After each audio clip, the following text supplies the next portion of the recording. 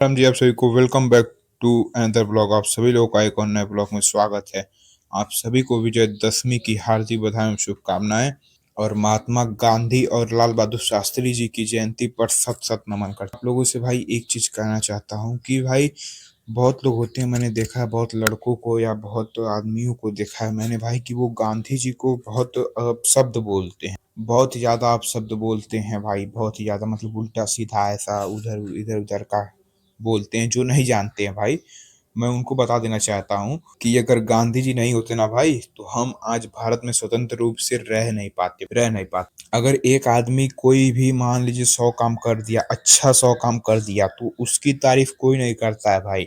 लेकिन अगर उसी से कोई गलती होकर एक काम गलत हो गया, एक काम गलती होकर भी गलत हो गई, तो भाई उसको उसमें कमियां निकालने के लिए, आलोचना करने के लिए उससे जो भी जलने वाले होते हैं वो ही बार बार लाते हैं भाई। बहुत लोग कहते हैं भाई कि भगत सिंह बच गए होते, सुखदेव सिंह ये वो बच गए होते भाई। अगर महात्मा गांधी जी के साइन करने से वो बच गए होते तो वो बचा लिए जाते भाई।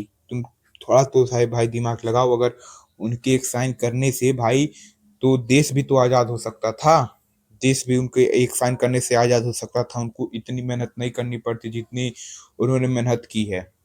अगर यही मतलब अंग्रेज चाहते, वो अंग्रेज भाई भरमा के आप लोगों को मतलब हम लोगों को गांधी जी को बुरा बना रहे थे। बस यही उनकी रणनीति थी भाई कि गांधी जी को कैसे इन पर से विश्वास हटा दिया जाए। गांधी जी का कि गांधी जी का इनके ऊपर से विश्वास हट गया, मतलब इनके ऊपर से गांधी जी का विश्वास हट, तो इसलिए उनको गलत साबित करने के लिए ये ऐसा रणनीति खेला जा रहा था भाई। क्योंकि देखिए भाई वो उनके पास इतना मतलब वो जानकार आदमी थे। अभी आप देखेंगे पहला उनका गांधी जी का जो पहला भाई सत्याग्रह था वो था चंपारण में। उन्होंने शुरू किया था आंदोलन, जो कि नील की खेती के लिए आंदोलन था। उसको जाइए भाई आप लोग गूगल पे सर्च मारिए और पढ़िए, और उसको पढ़ने के बाद जो आपको ज्ञान मिलेगा ना भाई, वो आप सच में कह देंगे कि वो महान आत्मा थे, भगवान थे भाई। तो बताइए वो अपने बाप का मतलब इतना पैसा उनके पास था, वो अफ्रीका से पढ़ के आए थे उस जमाने में भाई। अफ्रीका से वो पढ़ के आए थे, कहाँ विदेश में रहते थे वो देश छोड़ के मतलब विदेश छोड़ के अपने देश में भी आए थे भाई। वो भी एक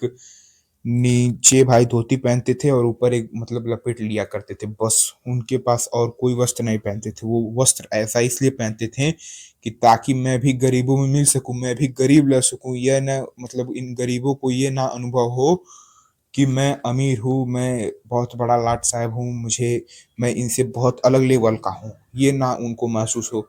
क्योंकि भाई अगर आपको जिसके बीच रहना है उसके मतलब उसके विचारों से घुलना मिलना पड़ेगा, तभी आप हो सकते। तो मैं आप लोगों से बस इतना ही कहना चाहता हूँ, उनको दोष देना बंद करिए और भाई उनके बारे में पढ़िए भी, जानिए। बहुत ही महान आत्मा थे भाई, बहुत ही महान आत्मा थे।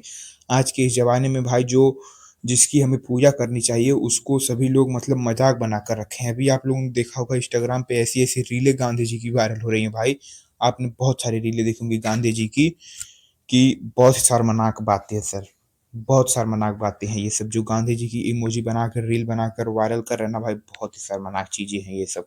इससे शर्मनाक कुछ हो ही नहीं सकता। और भाई जिसको में धुक्कारना चाहिए, जैसे रावण था, रावण को राम जी ने मारा तो रावण का सब स्टेटस लगाते हैं कि रावण जैसे हम हैं, रावण हम हैं, रावण ये है वो है। अरे भाई रावण तो केवल एक नारी पर वो नजर रखा था, केवल एक नारी पर नजर रखा था, वो भी उसको छुआ तक नहीं था।